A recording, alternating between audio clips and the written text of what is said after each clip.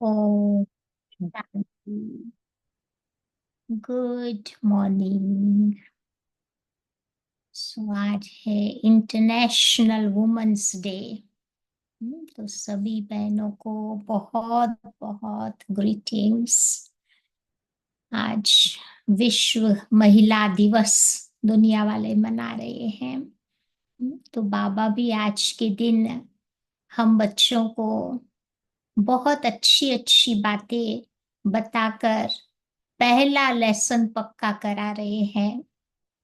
पहला वही हमारा अंतिम लेसन होना है। तो कौन सा हमारा पहला लेसन है? आत्म अभिमानी बनना। तो बाबा कहते हैं कि हम सब पुरुषार्थ तो करते हैं आत्म अभिमानी बनने का, कभी कभी बन भी जाते हैं, लेकिन वो स्थिति हमारी सदैव नहीं रहती है। तो बाबा कहते वो हमारी स्थिति सदैव बनी रहे, उसके लिए मुझे कौन सी बातों का ध्यान रखना पड़ेगा।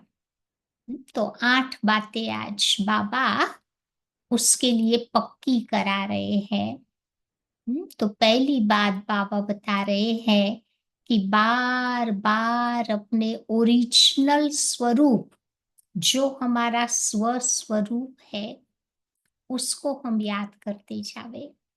काम करते करते भी रिमाइंड करते जावे कि मैं आत्मा निराकारी हूँ।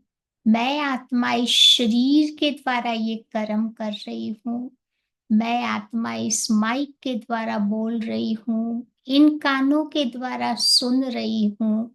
तो ये अभ्यास बाबा कहते बार बार करते रहने से फिर बाबा कहते धीरे धीरे हमारी वो स्थिति बनती जाएगी। फिर बाबा कहते दूसरी बात, हमारा स्वधाम याद रहना चाहिए।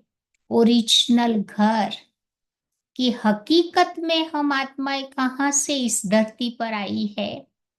तो वो मेरा घर है निराकारी दुनिया, परम धाम, शांति की दुनिया, आवाज से परे वो दुनिया है। तो जितना जितना अपने घर की स्मृति रहती जाएगी, उतना उतना बाबा कहते इस दुनिया से हम परे रहते जाएंगे और अपने आप को भी हम मेहमान समझेंगे। जैसे मेहमान को कभी अपना घर नहीं भूलता, कहाँ पर भी चले जाते हैं तो याद दिलाते हैं हम तो 2-3 दिन के लिए ही तो आए हैं। तो इस दुनिया में भी हम सब थोड़े दिन के मेहमान हैं, गेस्ट है। अगर मुझे मेरा घर निराकारी दुनिया याद रही, तो भी हम इस दुनिया से उपराम बनकर स्वस्थिति में इजीली टिक जाएंगे। फिर पापा कहते मुझे बार बार अभ्यास करके अपने स्वधर्म को भी याद दिलाना है कि मुझ आत्मा का धर्म कौन सा है। अभी तक तो हम शरीरों के धर्म में उलझे हुए थे, लेकिन पता है कि शरीर के धर्म बहुत सारे कॉन्फ्लिक्ट, लड़ाई झगड़े क्रिएट करता है। परंतु जो आत्मा का धर्म सच्चा धर्म, सुख देने वाला धर्म है, वो है सुख, शांति, प्रेम, पवित्रता, शक्ति, आनंद, ज्ञान। तो इन गुणों में हम जितना जितना स्थित होते जाएंगे, तो शरीर के धर्मों से, शरीरों से हम उपराम होते जाएंगे।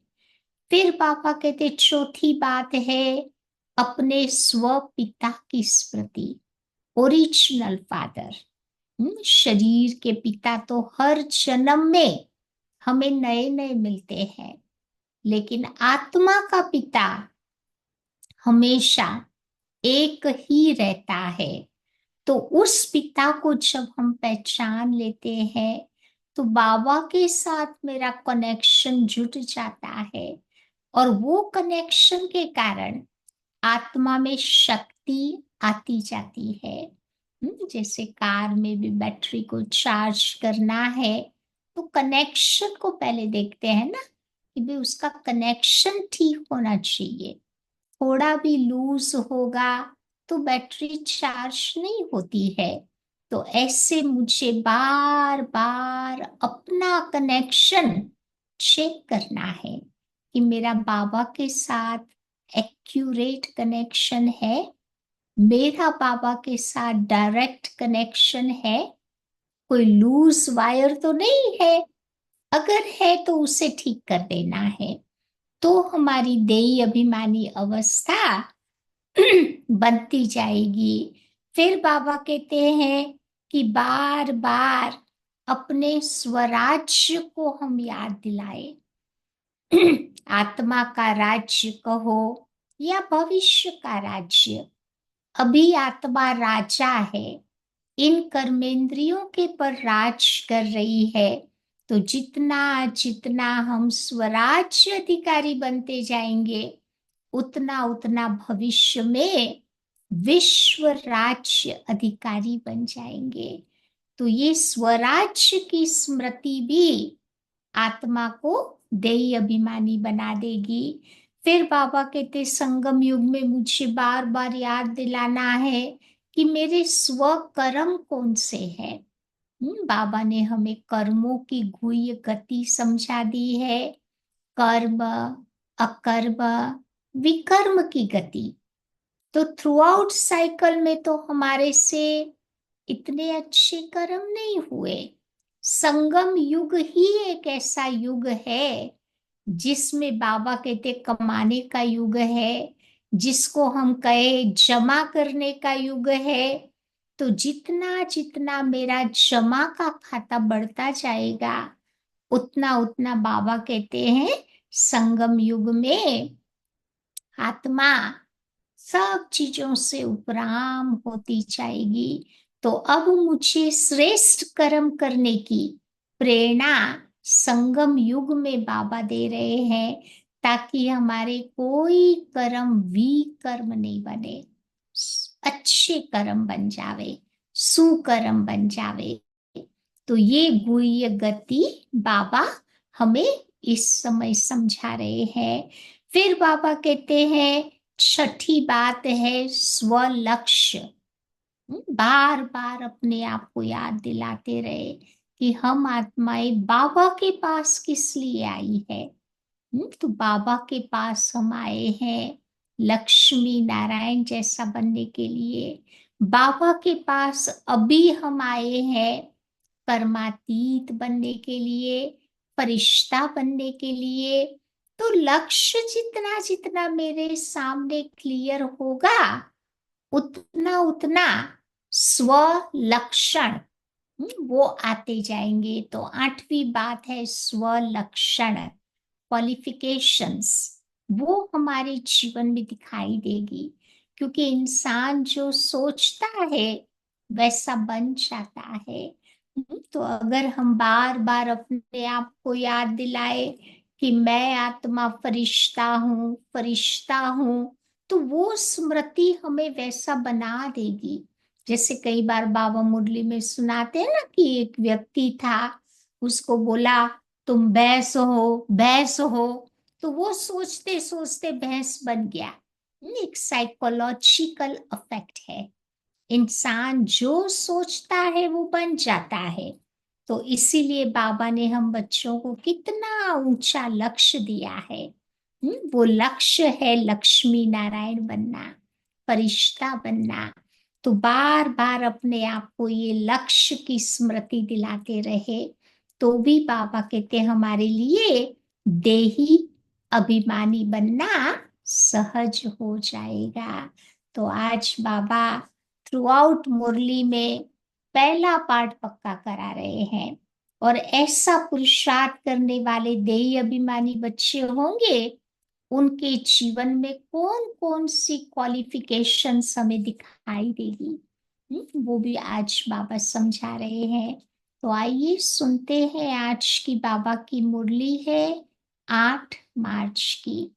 बाबा कहते मीठे बच्चे, रूहानी सर्विस कर अपना और दूसरों का कल्याण करो। बाप से सच्ची दिल रखो तो बाप की दिल पर चढ़ जाएंगे।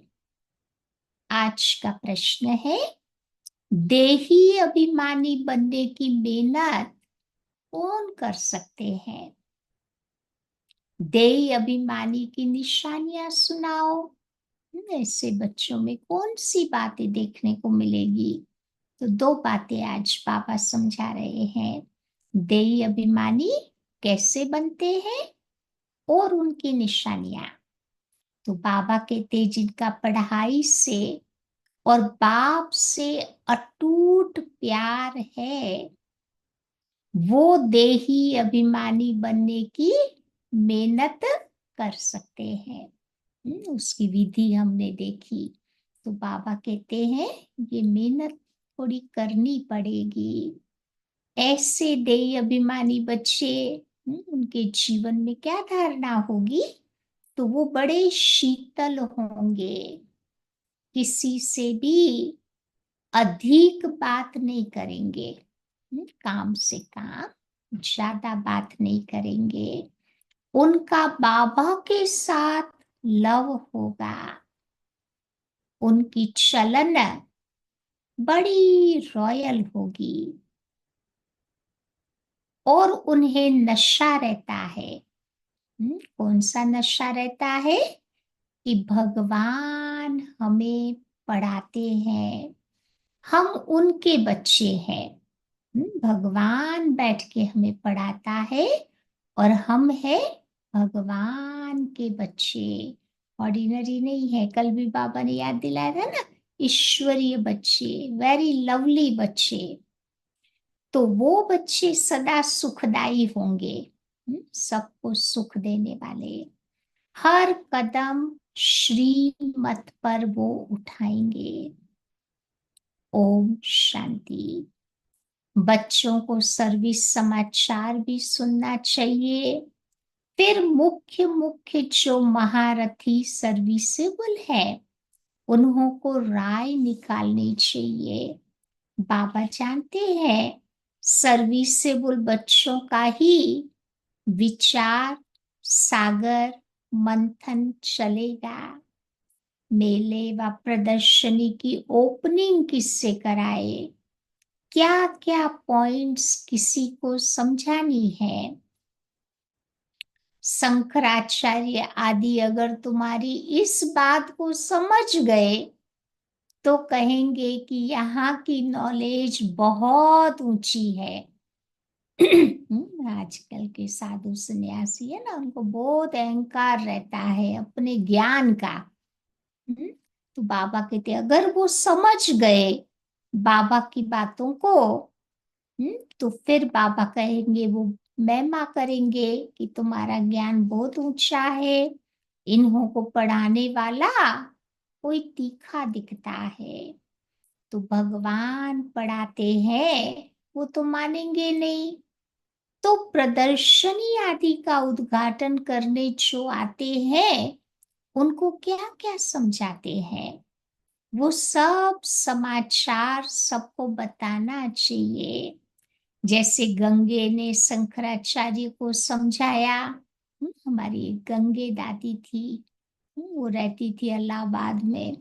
तो बाबा उसको याद कर रहे हैं, उसने शंकराचार्य को जा करके ज्ञान सुनाया होगा।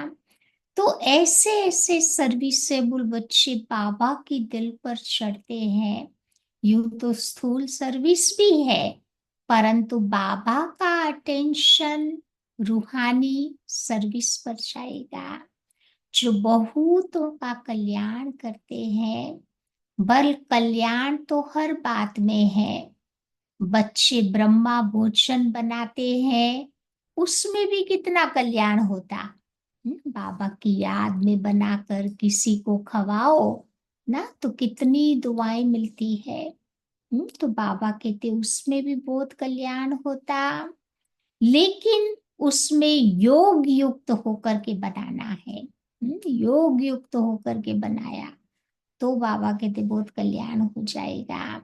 ऐसा योग युक्त भोजन बनाने वाले हो तो भंडारे में बड़ी शांति हो। तो याद की यात्रा पर रहे, कोई भी आए तो झट उनको समझाए। बाबा समझ सकते हैं कि सर्विसेबल बच्चे कौन हैं, जो दूसरों को भी समझा सकते हैं।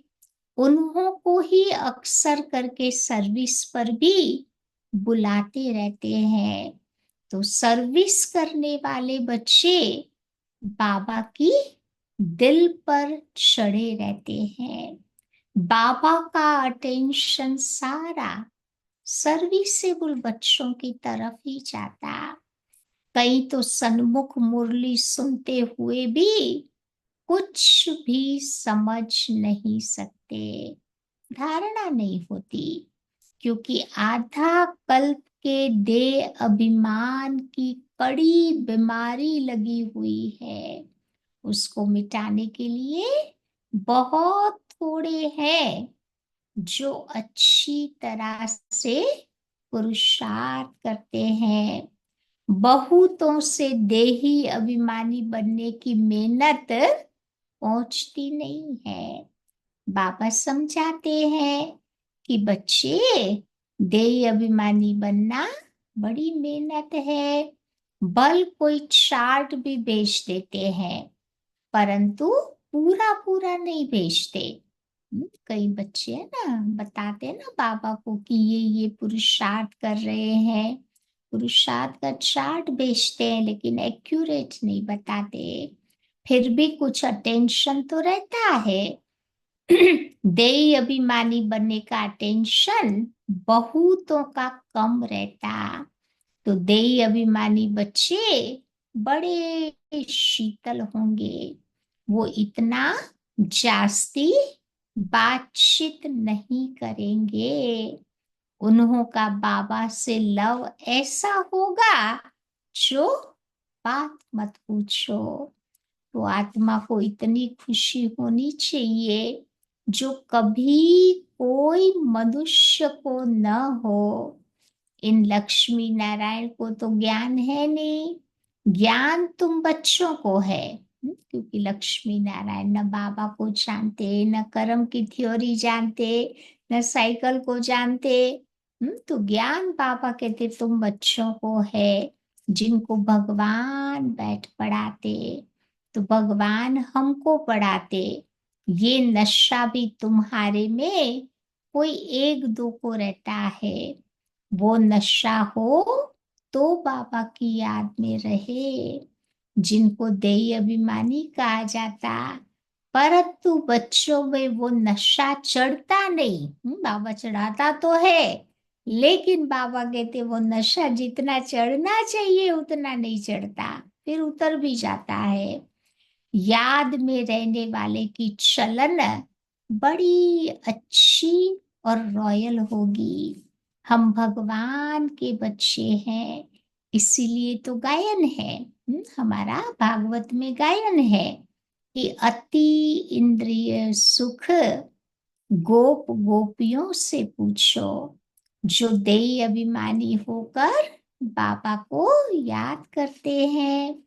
अगर याद नहीं करते, इसीलिए शुभ बाबा के दिल पर नहीं चढ़ते। शुभ बाबा के दिल पर नहीं तो इस दाता के दिल पर भी नहीं चढ़ सकते।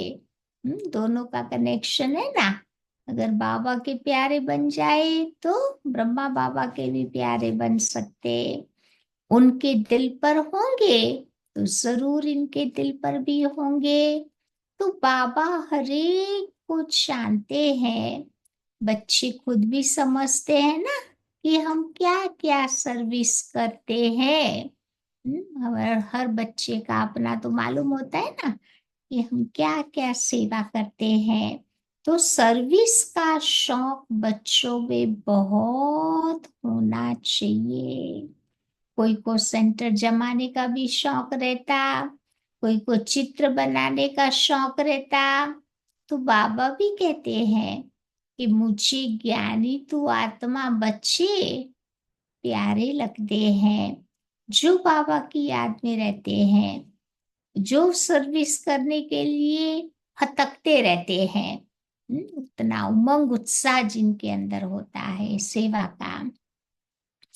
कोई तो बिल्कुल ही सर्विस नहीं करते, बाबा का कहना भी नहीं मानते। बाप तो जानते हैं ना कहाँ किसी को कैसे सर्विस करनी चाहिए, पर अपनी मत पर उल्टा चलते हैं तो फिर बाबा की दिल पर नहीं चढ़ते। अज्ञान काल में भी कोई बच्चा बद चलन चलने वाला होता तो फिर बाबा के दिल पर नहीं चढ़ता। बाबा लौकिक एग्जाम्पल बता रहे हैं। कोई कोई बच्चा बाप जो कहे वैसे नहीं करता, तो उतना वो बाप प्यार तो नहीं करेगा उसको दिल से। फिर उनको कपूत समझते हैं, फिर कई संग दोष में आकर खराब भी हो जाते हैं, बैड कंपनी में आ जाते हैं ना, तो फिर बाबा कहते अपना जीवन खराब कर देते। तो यहाँ भी जो सर्विस करते हैं वही बच्चे बाप को प्यारे लगते हैं। जो सर्विस नहीं करते उनको बाप प्यार थोड़ी करेंगे। समझते हैं कि तकदीर के अनुसार ही बच्चे पढ़ेंगे, फिर भी प्यार बाबा का किस पर रहता, किस पर रहता। तो ये भी तो कायदा है ना। जो अच्छे अच्छे बच्चों को बहुत प्यार से बाबा बुलाएंगे, बाबा कहेंगे कि तुम बहुत सुखदाई हो, तुम पिता स्नेही हो। तो जो बाबा को याद नहीं करते उनको पिता स्नेही थोड़ी कहेंगे। दादा स्नेही भी तुम्हें नहीं बनना है। ब्रह्मा बाबा से ही खाली प्यार हो वो भी नहीं, क्योंकि उस समय बाबा साकार में थे ना। तो बाबा कहते कोई शरीरधारियों से बुद्धि नहीं लगानी है, कहाँ ट्रैप नहीं हो जावे वो देखना है। अब तो सवाल ही नहीं, बाबा व्यक्त हो गए।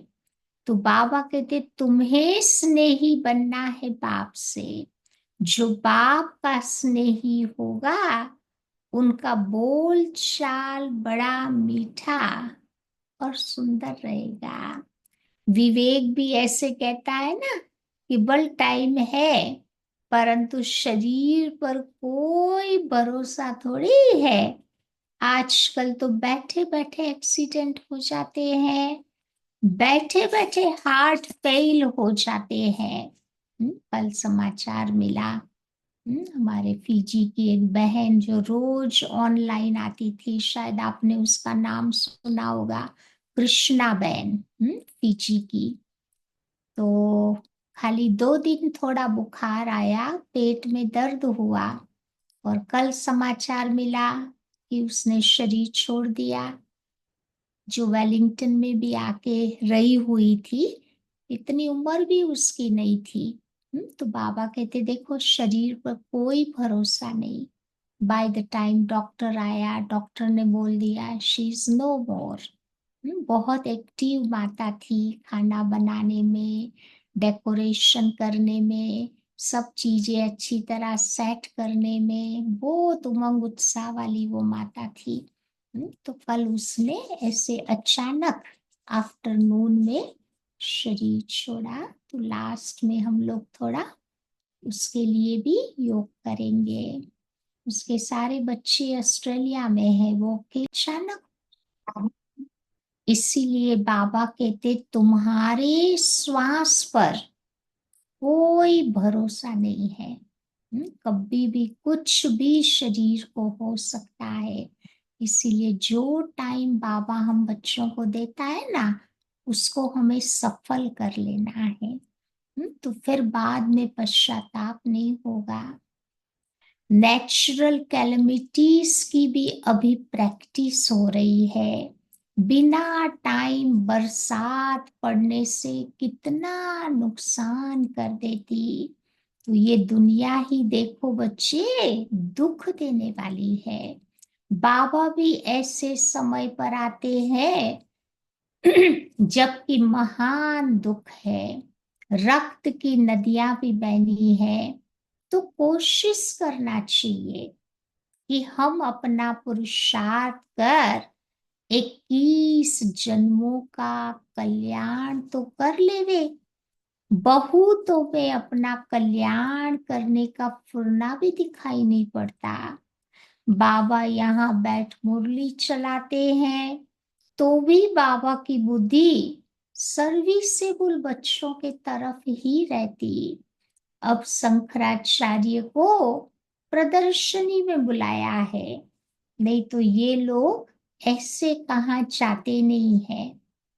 शंकराचार्य चार है ना भारत में, नॉर्थ साउथ ईस्ट वेस्ट, वो सबसे बड़े माने जाते हैं।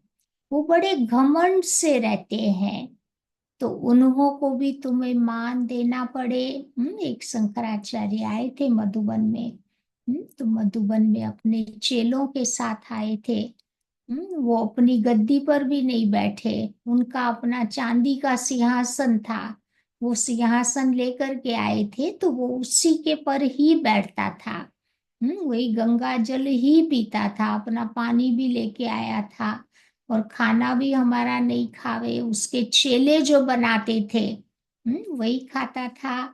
तो बाबा कहते बड़े घमंड से रहते हैं, उन्हों को मान भी देना पड़े, ऊपर सिंहासन पर भी बिठाना पड़े। ऐसे नहीं कि कोई आप भी साथ में बैठ सकते हैं। नहीं, हमारे तो स्टेज पर कोई भी मेहमान आते हैं ना तो साथ में बैठते हैं ना। लेकिन अगर ये शंकराचार्य बैठा तो उसके साथ कोई नहीं बैठ सकता। तो बाबा कहते हैं उनको रिगार्ड बहुत चाहिए। अगर शंकराचार्य निर्माण हो तो फिर चांदी आदि का सिंहासन भी छोड़ देवे। तो बाबा देखो कैसे साधारण रहते हैं, कोई भी उसको जानता नहीं। तुम बच्चों में भी कोई विरले जानते हैं बाबा कितना निरअहंकारी बाप है। तो ये बाप और बच्चे का संबंध है ना। जैसे लौकिक बाप तो बच्चों के साथ रहते हैं, खाते खिलाते भी है। तो ये हो गया तुम्हारा बेहद का बाप। सन्यासियों आदि को तो बाप का प्यार नहीं मिलता। तुम बच्चे जानते हो कि कल्प कल्प हमको बेहद के बाप का प्यार मिलता है। बाबा गुल गुल बनाने की बहुत मेहनत करता है। एक एक बच्चों के पिछाड़ी बाबा कितनी मेहनत करते हैं। परंतु ड्रामा अनुसार सब तो गुलगुल बनते ही नहीं है। सारे बच्चे थोड़े गुलगुल बनते हैं। जिनका ड्रामा में पार्ट होता है वही बच्चे तो बाबा के गुलगुल बनते हैं ना, फ्लावर जैसे। परंतु ड्रामा अनुसार सब नहीं बनते। आज बहुत अच्छे अच्छे, कल फिर विकारी बन जाते। तो बाबा तो कहेंगे तकदीर में ही नहीं है तो क्या करेंगे। बहुतों की गंदी चलन हो पड़ती, क्योंकि बाबा की आज्ञा का उल्लंघन करते हैं, फिर ईश्वर की मत पर नहीं चलते। तो बताओ उनका क्या हाल होगा। ऊंचे ते ऊंचा बाप है और तो कोई है नहीं। फिर देवताओं के चित्र में देखेंगे तो ये लक्ष्मी नारायण ही ऊंचते ऊंचे है। परंतु मनुष्य ये भी नहीं जानते कि इन्हों को ऐसा किसने बनाया। बाप तुम बच्चों को रचता और रचना की नॉलेज अच्छी तरह बैठ समझाते हैं। तुमको तो अपना शांति धाम सुख धाम ही याद आता है। सर्विस करने वालों के नाम स्मृति में आते हैं। जरूर जो बाप के आज्ञाकारी बच्चे होंगे उनकी तरफ ही तो बाबा की दिल जाएगी ना। बेहद का बाप एक ही बार आते हैं, वो लौकिक बाप तो जन्म जन्मांतर मिलता, सतयुग में भी मिलता। 84 जन्म में 84 बाप मिले ना। तो बाबा कहते अभी की पढ़ाई से तुम ये पद पाते हो, ये भी तुम बच्चे ही जानते हो कि बाबा से हम नई दुनिया के लिए पढ़ रहे हैं।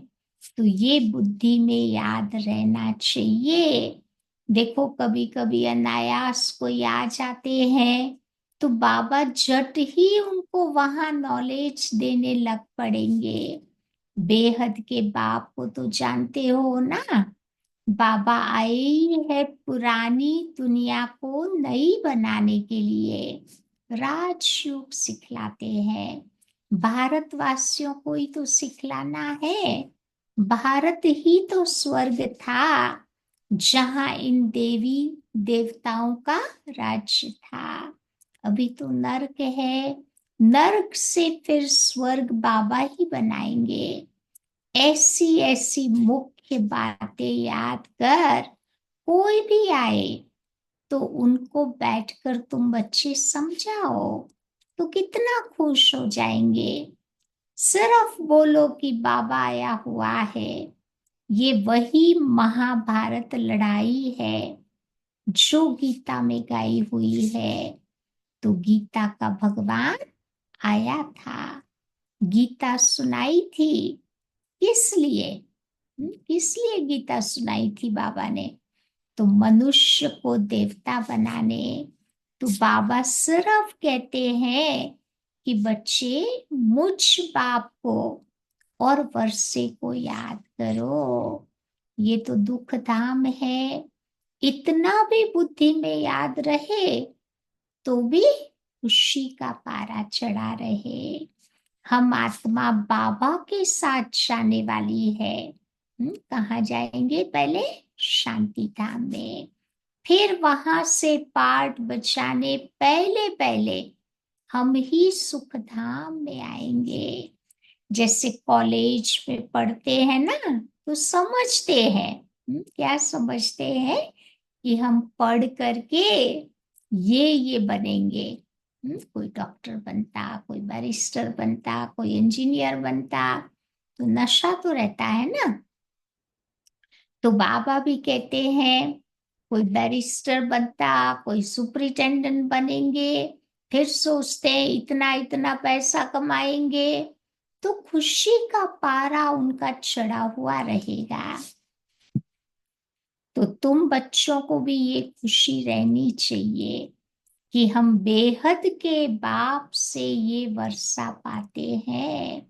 फिर हम स्वर्ग में अपने महल बनाएंगे।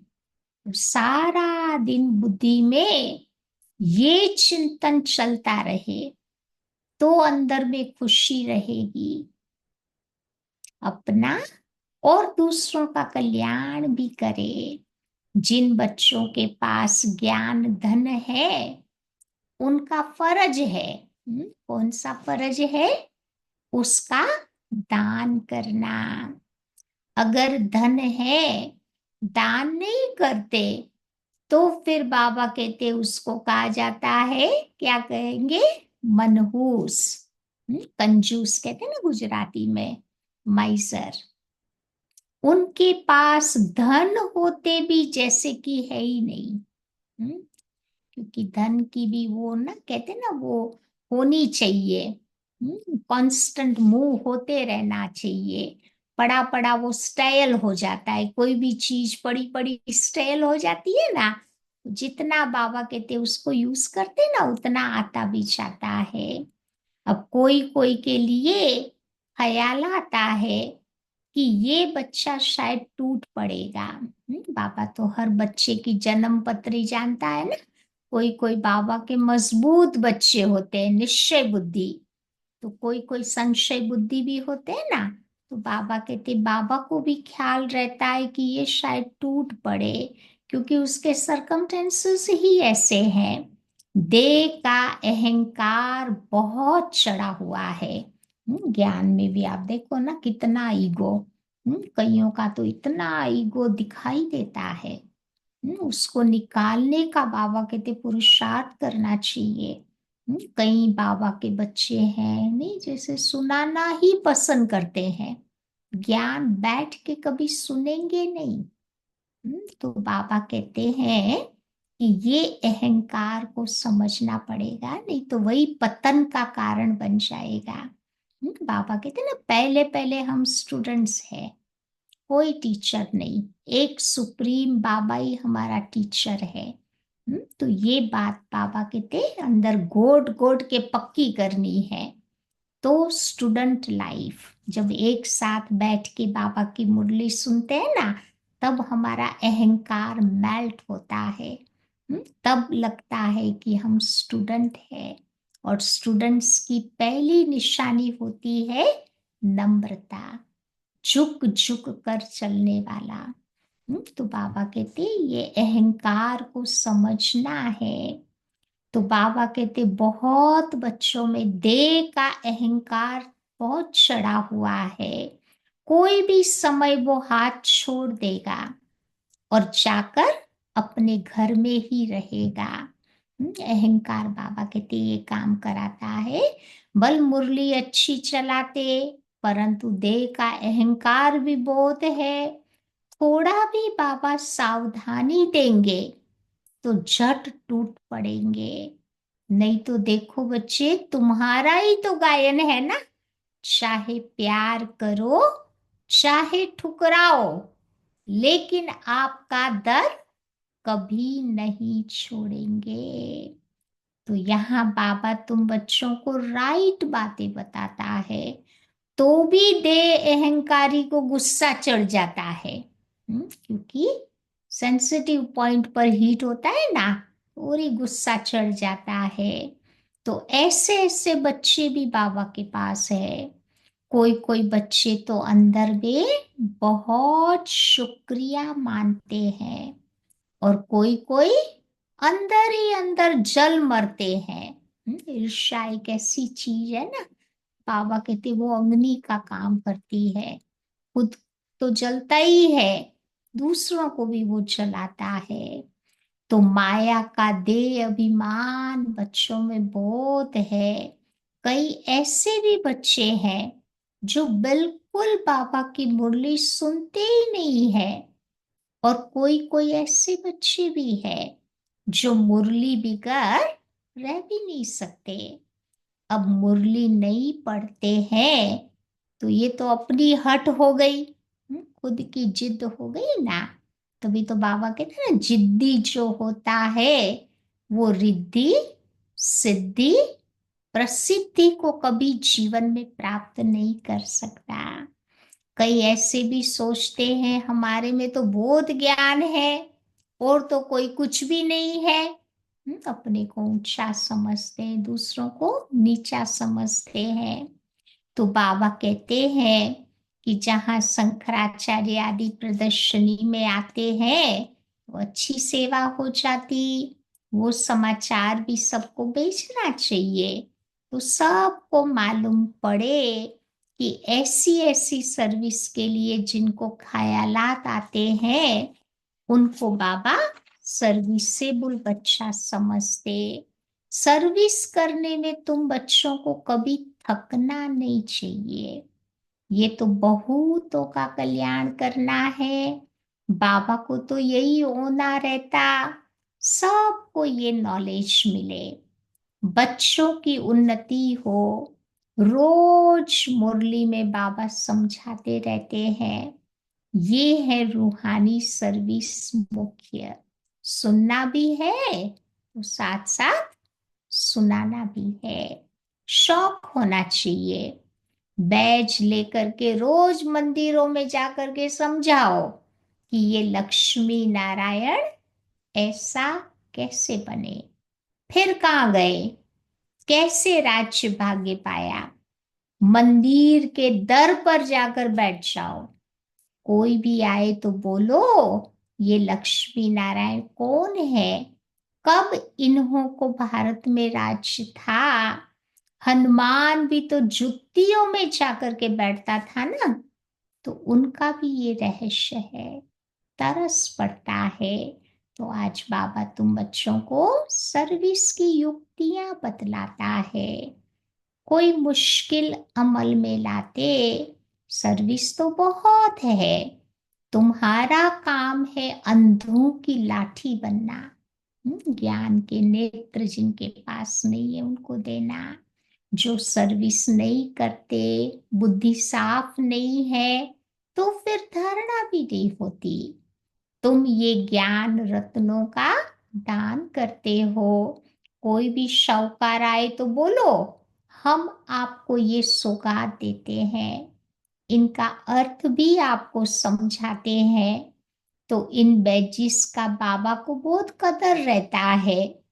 और किसी को किसी को इतना कदर नहीं होता। इस बैजिस में कितना ज्ञान भरा हुआ है, परंतु किसकी तकदीर में नहीं होता, तो बाबा भी क्या कर सकते।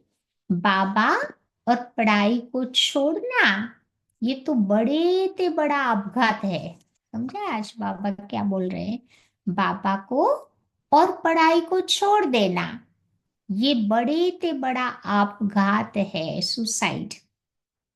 बाप का बन करके फिर बाबा को छोड़ना, इन जैसा महान पाप और कोई होता नहीं। इन जैसा कमबख्त कोई होता नहीं। बच्चों को श्रीमत पर चलना चाहिए। तुमको बुद्धि में है कि हम विश्व का मालिक बनने वाले हैं। ये कोई कम बात थोड़ी है। बाबा को याद करेंगे तो खुशी भी रहेगी। बाबा को याद न रहने से फिर पाप भस्म नहीं होंगे, फिर खुशी का पारा भी नहीं चढ़ेगा। परंतु माया देखो बहुत विखंड डालती है, बच्चों को भी गिरा देती है। जो बाबा की श्रीमत पर नहीं लेते, नहीं चलते, वो क्या पद पाएंगे। थोड़ी मत ली तो फिर ऐसा हल्का पद पाएंगे। तो अच्छी रीति मत लेंगे तो ही तो ऊंच पद पाएंगे ना। तो बाबा कहते हैं, ये तुम्हारी बेहद की राजधानी स्थापन हो रही है। इसमें खर्चे आदि की कोई बात नहीं। कुमारियां भी आती है, सीख कर बहुतों को आप समान बनाती है। इसमें फी आदि की तो बात ही नहीं है। बाबा कहते हैं कि मैं आया हूं तुम बच्चों को स्वर्ग की बादशाही देने के लिए। मैं खुद स्वर्ग में नहीं आता हूं। शिव बाबा तो दाता है ना। बाबा को क्या खर्ची देंगे। इसने तो और ही सब कुछ दे दिया, वारिस बना दिया। बाबा ब्रह्मा बाबा की बात कर रहे हैं। और बाबा ने देखो रिटर्न में कितनी बड़ी राजाई दे दी। तो ये पहला पहला मिसाल है। सारे विश्व पर स्वर्ग की स्थापना होती है। खर्चा पाई का भी नहीं होता। अच्छा, मीठे मीठे सिक्किल थे बच्चों प्रति मात पिता बाप दादा का याद प्यार और गुड मॉर्निंग। रूहानी बाप की रूहानी बच्चों को नमस्ते। और रूहानी बच्चों की रूहानी बाप को याद प्यार और नमस्ते। धारणा की पॉइंट, पहली बात बाबा बताते हैं कि पिता स्नेही बनने के लिए बहुत बहुत सुखदाई बनना है। आज बाबा ने शब्द यूज किया ना, पिता स्नेही। अपना बोल चाल बहुत मीठा और रॉयल रखना है। सर्विसेबल बनना है। निरअहंकारी बन करके बच्चों को सेवा करनी है। दूसरी बात, पढ़ाई और बाप को छोड़कर कभी आपघाती महापापी नहीं बनना है। मुख्य है रूहानी सर्विस। इस सर्विस में बच्चों को थकना नहीं है। ज्ञान रत्नों का दान करना है। मनहूस नहीं बनना है। कंजूस नहीं बनना है। वरदान सदा निज धाम, परम धाम, निज स्वरूप की स्मृति से उपराम न्यारे और प्यारे भव। निराकारी दुनिया और निराकारी रूप की स्मृति ही सदा न्यारा और प्यारा बना देती है। हम है ही निराकारी दुनिया के निवासी। यहाँ सेवा अर्थ अवतरित हुए हैं।